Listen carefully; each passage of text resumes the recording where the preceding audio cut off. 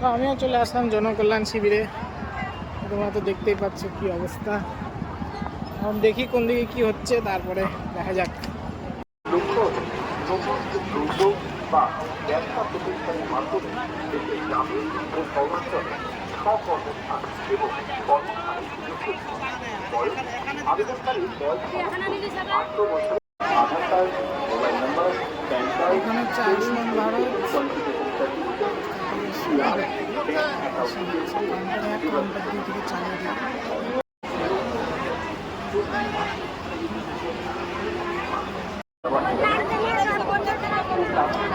অবস্থা গাইস খুবই খারাপ, খুঁজেই পাচ্ছি না।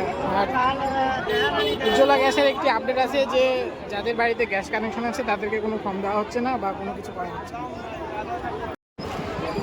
কিছু তো করার নাই, কি করবো, যে ভিড় অবস্থা।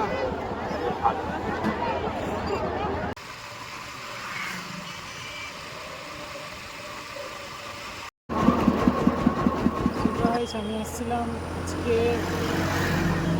জনকল্যাণ শিবিরে। তো সেখান থেকে এখন বাড়ির পথে। আমার কোনো কাজ হয়নি এখনও পর্যন্ত অবশ্য। তো উজ্জ্বলা গ্যাসের কানেকশনের জন্য আমি ফর্ম নিতে গিয়েছিলাম। তো তখন আমাকে বলা হলো ওখান থেকে যে আপনার বাড়ি থেকে কোনো গ্যাস রয়েছে, যদি গ্যাস রয়ে থাকে তো আপনি ফর্ম পাবেন না। তো আমি বললাম যে হ্যাঁ আমার তো গ্যাস রয়েছে, আমার বাবার নামে রয়েছে, কিন্তু আমার তার কারণ আমি নেই। তো সেটি বলার পরে বললো যে তাহলে ফর্ম হবে না, জমা দিয়ে কোনো লাভ নেই। আমি বললাম যে না, তার একটি ফর্ম দেন, কারণ একটি রেশন কার্ড আছে যেটি হচ্ছে আলাদা। তো ফর্মটা কোনো মতো কিছু বলে টলে নিলাম। নেওয়ার পরে দেখলাম ফর্ম ফিল আপ করে সেই অনেক ধরনের ফর্ম ফিল আপ, যেখানে সবার সিগনেচার লাগবে, ফটো লাগবে, আধার কার্ড লাগবে।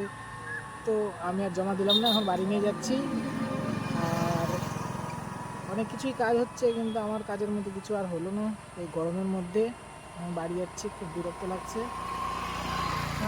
খুবই রুডলি ব্যবহার এক একজনের স্টাফের দেখলাম। যা হয়তো এটা বুঝতেও লাগবে, এই গরমের মধ্যে সবাই একটা জিনিস বারবার জিজ্ঞেস করলে পরে হয়তো ওদের একটু ব্যবহারটা তো একটু গণ্ডগোল হবেই, সেটা বুঝতে লাগবে। সেটাতে আমি কোনো মাইন্ড করিনি, কারণ আমি জানি এই গরমের মধ্যে এত লোকের সাথে কথা বলতে কতটা বিরক্তজনক। চলে যেটাই যাই হোক। তো আসার পথে ওখানে কুশিয়ারের গাড়ি দেখলাম, তো ভাবলাম যে কুশিয়ারের রসটা খাই।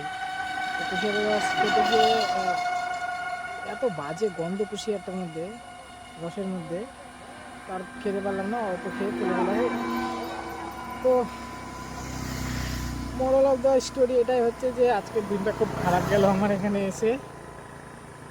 এখন বাড়ি যাই, এই জায়গাটা দেখে একটু ঠান্ডা লাগলো, তাই ভাবলাম যে কিছু কথা বলে দিই ঠান্ডার মধ্যে বসে বসে। বুঝতে পারছি এই রাস্তাটা, তার সাথে হচ্ছে পাখনা গাছ যাকে বলে প্লেস। এখন রোদ্রুটা অতটা নেই, তো ভালোই ঠিকই আছে। ভাবলাম যে কুশিয়ারের রসটা খেয়ে শরীরটা একটু ঠান্ডা করি, ঠান্ডার বদলে তার গরম হয়ে গেল। এত বাজে না, ছি, কি বলার নাই।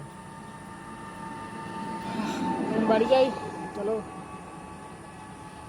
শিবির।